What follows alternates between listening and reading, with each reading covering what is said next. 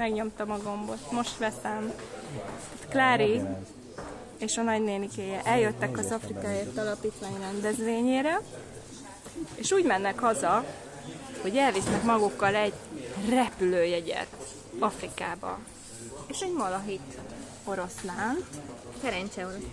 Szerencse oroszlánt, mert hogy még a tombolán azt is megnyerte a Klári. Figyelj, Klári, hogy érzed magad most? Mondd el nekem. Fantasztikus. Hihetetlen.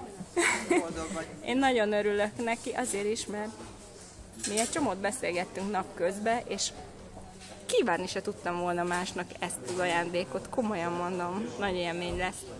És Franz azt mondta, hogy abban a szerencsében van részed, hogy te döntheted el, hogy Kongóba vagy Tanzániába szeretnél menni. Ez a nagy dilemmám, még nem tudom, fogalmam sincs.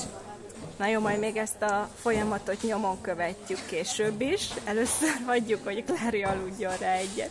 Igen. És meghányja vesse magába, hogy inkább az oroszlánt szereti, vagy, és megnézi igaziból is, vagy megelégszik egy ilyen kongói valahit oroszlánnal, és inkább megnézi a kongói gyerekeket az iskolákba.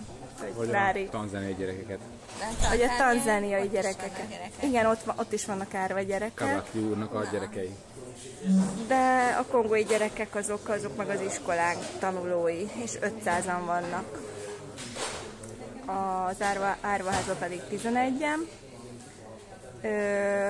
Tanzániában meg úgy 30-an vannak, ugye, Matyi?